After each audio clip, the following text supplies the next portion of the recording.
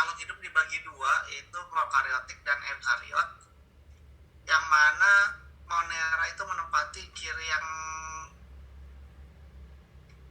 makhluk prokariotik ya. Monera itu adalah makhluk dari sisi prokariotik. Jadi tentang kisi-kisi yang pertama tentang ciri-ciri Monera ada, pertama Monera adalah prokariot karena dia belum punya membran sel ya. Membran sel bukan membran inti, belum punya membran inti, bukan membran sel. Membran sel Monera sudah punya, membran inti yang belum punya. Jadi kalau yang lain seperti protista, fungi, plantae, dan animalia, dia punya membran inti yang mana membuat kromosom di dalamnya tidak bisa keluar. Nah, sementara di Monera itu kromosomnya ada di sitoplasma. Kenapa? Karena dia tidak dikurung. Ya, kromosomnya tidak dikurung. Jadi di dalam kromosom kan ada DNA, ada RNA. Nah, akhirnya si DNA dan RNA ini yang terbentuk dalam satu kromosom, dia tidak terkungkung ya, tidak terkurung di dalam membran inti. Akhirnya dia tersebar bebas. Karena dia tersebar bebas, seperti dia tidak punya inti. Gitu ya. Itu disebut dengan makhluk pro, artinya belum. Karyon atau kariotik itu artinya inti. Jadi dia belum punya inti. Sedangkan protista, fungi, plantae, dan animalia, dia sudah punya inti sejati. Eu itu artinya sejati atau ada. Kariotik artinya inti, dan artinya eukariotik punya inti sejati gitu ya. Lalu ciri Monera yang lain ya. Monera itu cirinya adalah uniseluler ya. Bakteri itu uniseluler. Ada yang hidupnya soliter, ada yang hidupnya berkoloni. Nah, jadi apakah ini keluar? Kemungkinan keluar ya. Prokariotik, uniseluler, soliter, koloni ya. Sedangkan sebagai peranannya dia sebagai pengurai atau pembusuk ya, kebanyakan. Walaupun ada yang bisa berfotosintesis seperti cyanobacteria, bakteri yang bisa berfotosintesis, tapi 90% kedudukan bakteri di muka bumi adalah pengurai atau pembusuk ya. Membusukkan apa? Organik ke anorganik. Ngerti ya? Jadi kalau yang meninggal itu manusia ya, atau yang mati itu hewan, tumbuhan, itu kan tadinya dia organik bahan tubuhnya gitu ya. Daging, otot ya, akan diurai menjadi komponen-komponen anorganik lagi, nitrogen, CO2, terus kalium, dan lain-lain. Lalu ciri Monera yang berikutnya adalah bentuknya. Bentuknya kan ada bulat, kopus, ada yang batang, basil, ada yang spiral, spirilum atau spiral gitu ya. Jadi ini ciri-ciri bakteri yang pertama. Nah, terus juga ada bakteri nih, ada bakteri aerob, terus ada bakteri anaerob. Ini juga kan keluar nih. Jadi ada bakteri Escherichia coli di perut kita, dia tidak butuh oksigen, anaerob. Tapi pada saat dia, kalau bakteri anaerobnya sejati, kan kalau dia keluar dari perut ketemu oksigen, dia mati harusnya. Nah, kok ini bakteri Escherichia coli di dalam perut kita dia anaerob, tapi pas kita pup keluar ke septic tank ataupun ke got gitu ya, misalkan dia pupnya diarahkannya ke sungai gitu atau ke kali, itu Escherichia coli bisa hidup di situ dengan cara aerob. Ini gimana nih Pak? Ini aerob apa anaerob? Nah, ini namanya anaerob fakultatif ya. Bisa tanpa oksigen, bisa juga oksigen. Nanti ada di bawahnya. Oke, ini ciri-ciri ini kurang lebih keluar, tadi saya bilang berapa ya? 2 atau 3 ya? Kayaknya lebih deh ya. Kayaknya lebih. Bisa 4, 5, 6 mungkin ya. Nah, mungkin 5 atau 6 soal. Oke, lanjut. Soal berikutnya, kan kita sudah tahu ya, Monera dibagi 2 ya.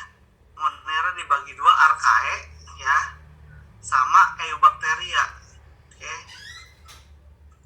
Archaea sama Eubacteria.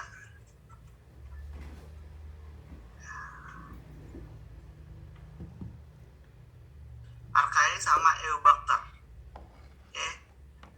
Eubacteria itu adalah bakteri yang biasa, Archaea itu bakteri yang ekstrim. Ya. Oke, Eubacteria adalah bakteri yang biasa. Oke. Kenapa dia berbeda? Dia bisa hidup di tempat yang ekstrim karena Archaea punya dinding sel ya terbentuk dari lipo, poli, sakarida. Oke. Lipo itu lemak, polisakarida, sakarida aja 2 kali lipat dari glukosa, gliko ya. Gliko 2 kali glukosa. Ini polisakarida, banyak sakarida, berarti gula. Nah, jadi udah lemak, gula, ya udah tebal banget. Nah, kalau Eubacteria, bakteri biasa, dia dinding selnya cuman peptido. Peptido itu nama lain, nama komponen standarnya dari protein. Peptido itu protein, dan glikan. Glikan diambil dari kata glukosa. Glikan itu diambil dari kata glukosa. Jadi peptidoglikan adalah protein dan glukosa.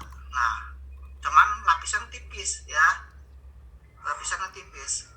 Peptidoglikan. Entah itu protein sama glikannya nempel berseling-seling ya, atau peptido dulu atau glikan dulu, itu tergantung setiap bakterinya. Nah, kalau Archaebacteria ya, lemak, oke, lemaknya di dalam ya, gulanya di luar. Sakarida.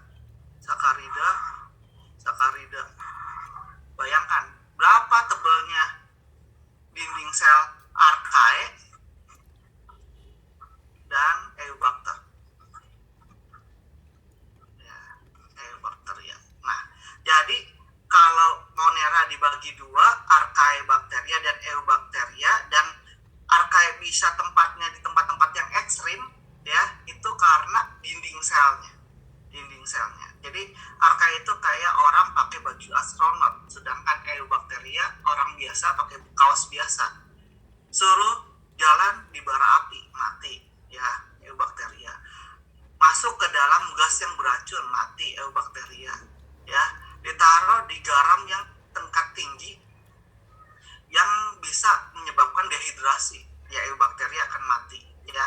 Sedangkan Archaebacteria karena pelindungnya kuat, dia bisa hidup dimanapun ya. Tapi Archaebacteria nggak bisa hidup juga di tempat biasa, dia harus di tempat yang ekstrim. Panas harus panas, garam harus ada garam. Kalau panasnya berubah jadi normal, Archaea mati. Jadi kalau orang pakai baju astronot suruh jalan-jalan ke mall ya, berat bajunya aja udah 300 kilo, apa yang terjadi? Ya dia akan mati keberatan kalau di tempat biasa. Tapi kalau di tempatnya tempat-tempat yang sudah ditentukan tadi ya, panas, termofil kelompoknya, garam, halofil kelompoknya, atau metanogen, nah Archaebacteria bisa hidup di situ. Kalau Eubacter dia tempat-tempat biasa saja. Oke, lanjut kita ngomongin tentang Archaea ya. Archaebacteria itu soalnya 6 soal ya. 6 soal. Pertanyaannya umum. Kalau Archaea itu pertanyaannya umum. Jadi bakteri itu dibagi 2, atau Monera itu dibagi 2, Archaebacteria dan Eubacteria. Archaebacteria yang tadi ya, yang dinding selnya terbuat dari lipo, poli, sakarida. Ya. Dinding selnya tidak mengandung peptidoglikan, benar, memang tidak mengandung peptidoglikan, tapi dia mengandungnya lipo, poli, sakarida. Ya, makanya dia membuat tubuhnya kuat. Archaebacteria yang tinggalnya di tempat yang panas namanya kelompoknya termofil. Soal ke-1 ya, misalkan di tempat yang garamnya tinggi, halofil. Oke. Terus kalau yang bisa di tempat yang menghasilkan gas metan, dia metanogen. Ya, udah ada 3 soal nih. Jadi soalnya gini, siapakah aku? Aku tinggal di dalam rawa. Aku bisa tahan terhadap kandungan gas metan yang sangat tinggi. Aku tidak bisa hidup bersama dengan oksigen. Siapakah aku? Nah, misalkan metanogen, halofil, termofil. Siapakah dia? Metanogen, gitu ya. Terus kalau ditanya contoh dari metanogen, ya gampang. Masih kaitannya depan-depannya metanogen juga. Misalkan nama bakterinya, bakterium.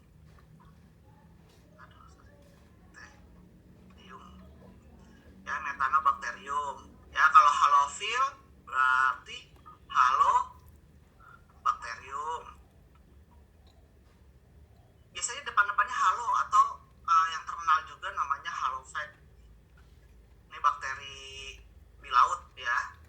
Terus kalau termo, nah kok ada dua sih Pak, termo sama termoasidofil. Nah, biasanya kawah-kawah itu kan selain panas, termo itu kan panas, dia juga asam, biasanya belerang gitu ya, panas dan ada belerangnya, berarti dia kelompok dari termoasidofil. Nama bakterinya ya gak jauh-jauh dari termobakterium. Ya, kalau misalkan ada contoh lain paling thermofax atau dan yang lain-lain, atau termokokus gitu ya, depannya, tapi ujung depannya pasti termo, ada kaitannya sama termo, halo, dan metano. Udah dapat 6 soal, jadi Archaebacteria 6 soal itu ya kaitannya, 6 atau 7 soal. Kalau dinding selnya dimasukkan bisa jadi 7 soal atau 8 soal ya. Jadi kenapa Archaebacteria bikin kingdom sendiri ya, kenapa Monera dipecah jadi dua, Archaea sama Eubacteria? Emang sudah tidak ada kecocokan antara Archaea sama Eubacteria? Masih sama Pak, masih prokariotik, tapi yang satu ekstrem, satu biasa aja. Nah, kalau digabungin ini akan membuat kita salah paham.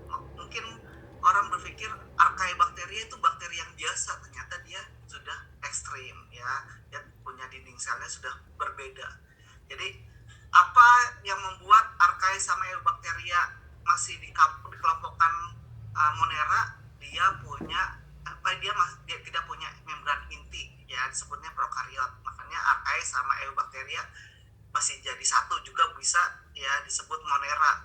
Tapi kalau dari sisi cara hidup, struktur tubuh, dinding selnya sudah berubah, cara hidupnya juga berubah, akhirnya Archaea dipisahkan dengan Eubacteria.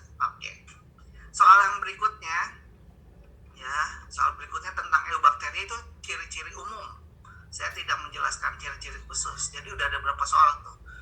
Kalau ciri-ciri Monera itu 2-3 soal, terus Archaebacteria 6 soal, 6-7 soal, berarti udah 10 ya, tinggal 10 lagi.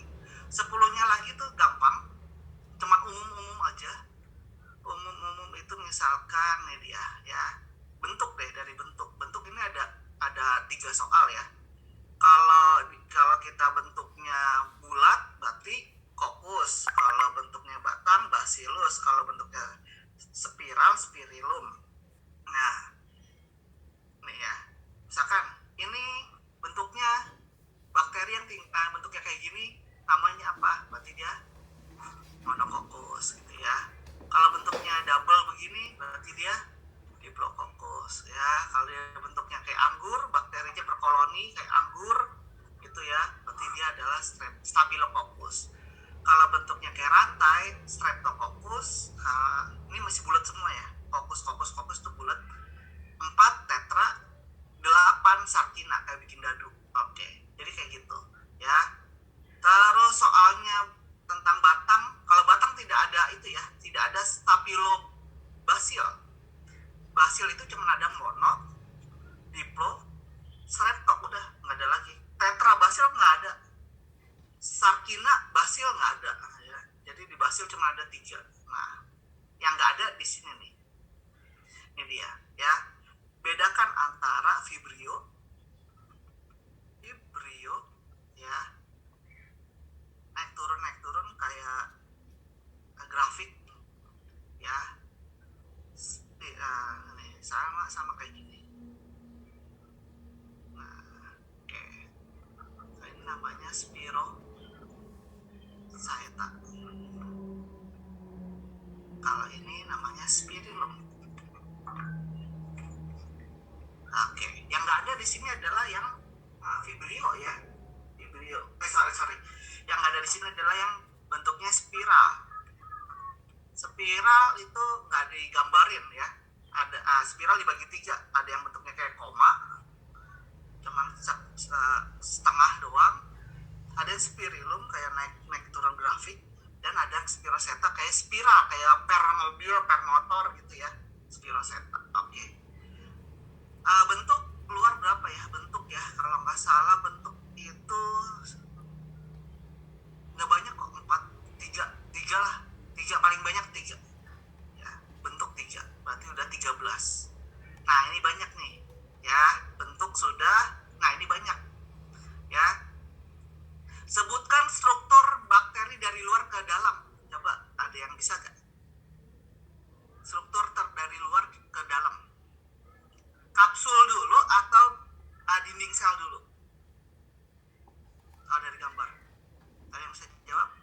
Dinding sel dulu ya Pak, baru kapsul. Ayo. Kapsul. Bener gak?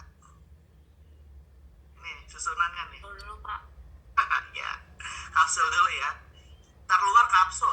Ini urutannya nih.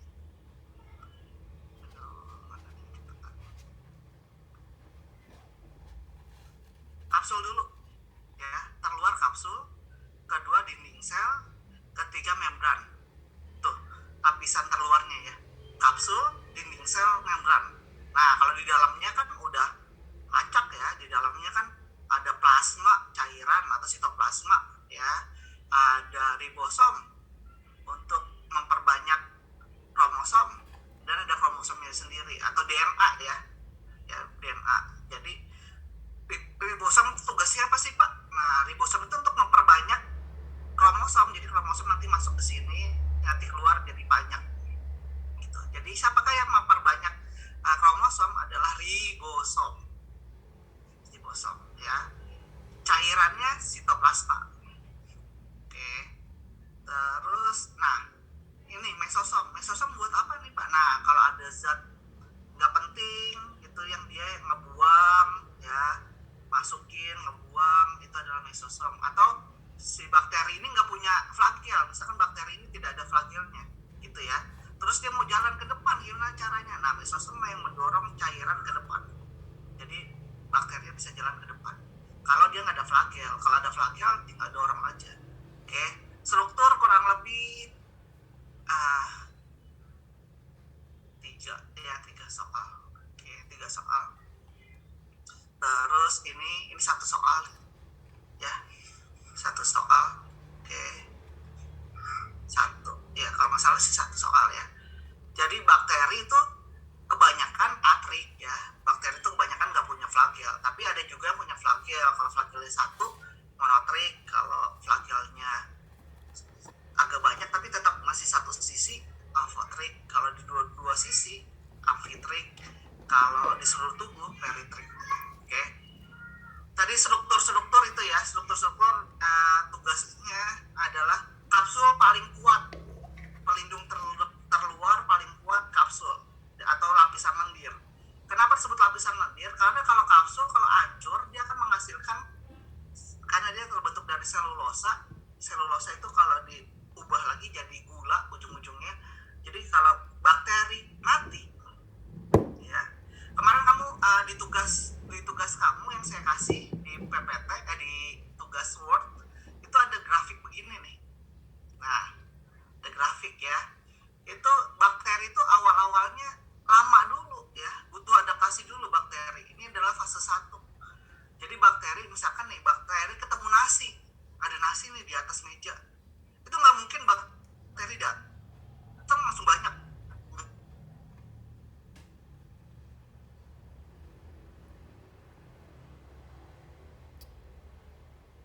Bisa ya 10 jam ke atas. Jadi kalau ada nasi di luar magicom atau di luar kulkas, itu kan mangsanya banyak tuh bakteri gitu ya.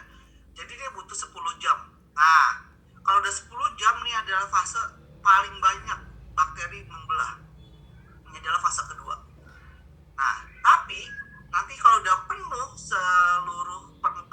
udah diisi sama bakteri, nah nanti dia akan standby dulu, lalu dia akan mati bersamaan.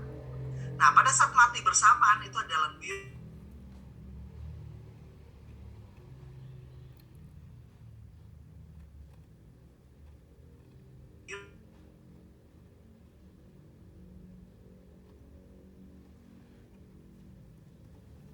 yang ada mesosom. Mesosom itu adalah penghancur juga atau penghancur sel. Jadi kalau kita makan ada zatnya si bakteri dalam perut kita, nah itu istilahnya ada racun masuk dalam tubuh kita.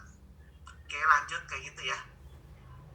Struktur ya 3 soal, lalu feeling ya struktur feeling itu masih ada. Nah cara hidup tadi yang sudah saya sampaikan tadi ya, bakteri itu ada yang bisa berfotosintesis, namanya cyanobacteria. Walaupun nggak diajarin ya, cyanobacteria kamu bisa baca-baca ya. Emang ada ya Pak bakteri bisa berfotosintesis? Ada ya, di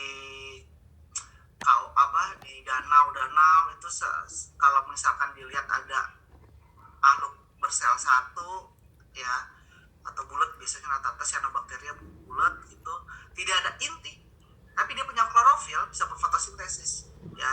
Harus dilihat pakai mikroskop gitu ya. Ambil air danau, dilihat di mikroskop, ada makhluk hidup bersel satu dan hidupnya berkoloni seperti ini, dan tidak ada inti di dalamnya, tapi dia bisa berfotosintesis, itu adalah bakteri cyanobacter ya. Hidupnya bisa berfotosintesis, bisa juga tidak fotosintesis tapi bisa bikin makanan, namanya chemoautotrof ya. Dia hanya menyerap, bisa membuat glukosa sendiri ya, tanpa fotosintesis. Nah tapi sisanya bakteri ini, bakteri itu adalah heterotrof ya. 90% bakteri itu heterotrof. Tugasnya apa? Saprofit ya. Nah ini saproba itu nama lain dari dekomposer. Dekomposer. Jadi kalau ada benda mati atau makhluk hidup yang mati, diurai, dia sebagai saproba atau dekomposer. Tapi ada juga yang parasit ya. Salmonella typhosa di perut kita parasit. Ada juga yang bersimbiosis mutualisme, juga ada Escherichia coli ya, gitu. Parasit salmonella. Pak kalau kita minum Yakult, terus ada Lactobacillus casei masuk dalam perut kita, dia simbiosisnya apa nih Pak? Nah, simbiosisnya dia cuma numpang lewat doang ya, bisa dia hidup sementara doang. Tapi dia nggak bisa hidup lama-lama ya. Kalau bisa hidup lama di dalam perut kita, nah kita minum Yakult sekali aja, minum Yakult sekali, terus dia bisa berkembang biak di dalam perut kita. Tapi Lactobacillus casei itu tugasnya selesai dia hilang. Jadi selama susu Yakultnya ada di dalam perut kita, itu dia masih bisa hidup. Tapi pada saat Yakultnya udah keluar dan serap jadi feses, jadi air urin, susunya udah keluar dari tubuh kita, Lactobacillus casei ini ikutan mati ya. Jadi dia cuma makan susu ya. Jadi Yakult itu kan isinya susu ya, yang difermentasi Lactobacillus masuk dalam tubuh kita lewat doang. Selama susu Yakult itu masih ada di perut kita, dia akan ada, tapi kalau udah keluar, udah dia juga akan hilang. Jadi kenapa minum Yakultnya harus ya setiap hari ya, itu misalkan kalau punya gangguan pencernaan tidak baik, pupnya 3 hari sekali, pupnya lama gitu atau keras, nah itu minum bakteri itu supaya membantu pencernaan. Cara hidup bakteri ini keluar ya tadi yang di ciri-ciri Monera di awal tuh ya, itu keluar. Sisanya 4 soal ya, 10, 3, 4 soalnya adalah reproduksi ya, reproduksi. Oke, reproduksinya soalnya 2 ya, soal reproduksi 2 itu, jadi bakteri itu punya reproduksi 2, aseksual dan seksual.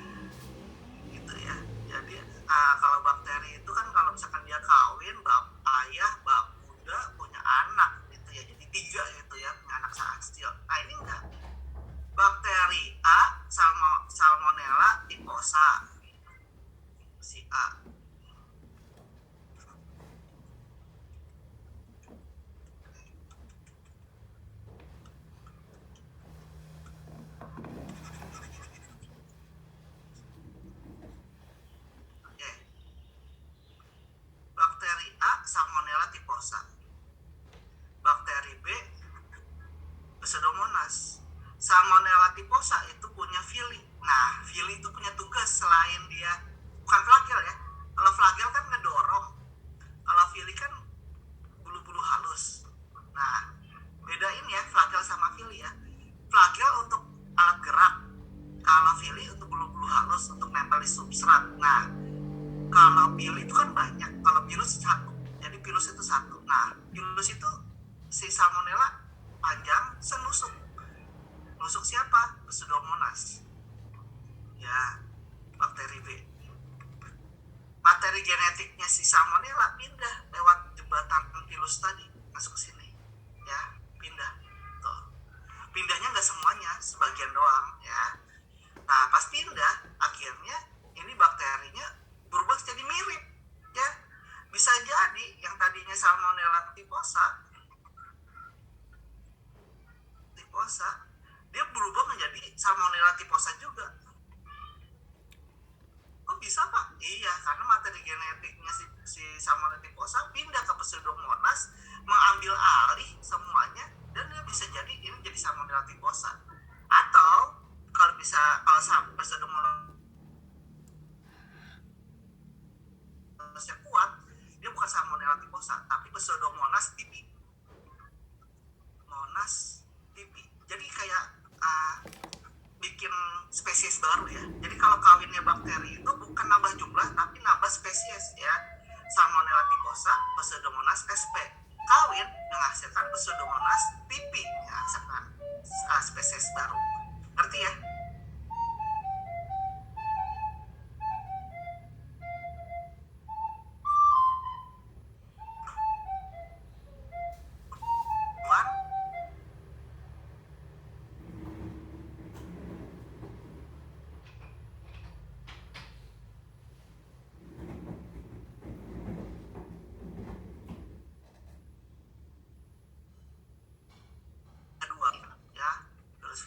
Virus ngancurin bakteri A. Virusnya bakteri sampai hancur, virusnya keluar, virusnya udah punya anak. Nah, dia kan ngambil materi genetik si bakteri A nih. Nah, berarti di dalam virus ini ada komponen bakteri A nih. Bawa komponen bakteri A. Dia nyerang si virus yang udah berhasil ke bakteri A, dia nyerang bakteri B. Si bakteri B. Kan dia udah bawa materi genetik si A nih, dimasukin lah ke B. Nah, masuk. Tapi bakterinya kuat. Virusnya yang kalah. Jadi secara tidak masuk komponen bakteri A masuk ke dalam komponen bakteri si B. Akhirnya terjadi perkawinan. Akhirnya bakterinya berubah menjadi AB. Ya, kayak gitu ya. Jadi bantuan tidak sengaja si virus itu membantu perkawinan dua spesies bakteri. Nah, kalau dengan bantuan virus namanya transduksi. Nah, yang terakhir ini dia. Jadi ada bakteri nggak sengaja, bakteri A misalkan. Nggak sengaja, ini bakteri B udah mati. Bakteri B udah pecah, ya, tubuhnya udah hancur. Ada materi genetik di sini, ya, bakteri B. Nah, si bakteri A jalan ke sini, nggak sengaja lihat, ada makanan nih, dimakan, ya. Terus nanti ternyata yang dia makan adalah materi genetik. Nah, tadi bakteri si A makan bakteri si B, materi genetik si B masuk. Nah, nggak sengaja dia jadi berubah spesies baru. Nah, biasanya tuh kelompoknya ini nih yang suka transformasi, ya. Jadi soal yang terakhir, soal yang reproduksi dua aja, paling yang keluar dua ya, antara aseksual, seksual itu dua doang yang keluar. Apakah pembelahan biner keluar, apakah konjugasi keluar, apakah transduksi ataukah transformasi, yaitu kurang lebih soalnya nanti kayak gitu. Lanjut, yang terakhir adalah ini dikit doang tentang peranan. Nah, kalau peranan saya akan nanya yang gampang-gampang ya. Escherichia coli fungsinya apa? Rhizobium ngerti ya, tahu ya? Rhizobium adalah bakteri yang tinggal di akar kacang-kacangan, misalkan. Terus yang jelas, yang gampang-gampang, Lactobacillus, yogurt, ya. amoxicillin, nata de coco. Yang susah-susah enggak. Kalau bakteri penyakit, nah ini dia. Bakteri penyakit, nah ini gampang ya.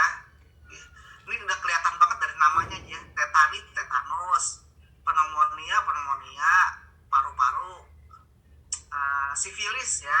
Ini pasti udah hafal ya, raja singa, treponema pallidum, ya mungkin bisa keluar. Tuberkulosis, ya udah kelihatan dari namanya. Udah itu dong ya. Gonorrhea, ya gimana, TBC, dan lain-lain ya. Oke, kurang lebih seperti itu untuk peranan satu doang, satu soal doang ya, entah positif entah negatif yang akan keluar. Oke, ada pertanyaan? 20 soal, 20 menit ya. Soalnya gampang, saya nggak menjelaskan detail banget sampai gram positif, gram negatif,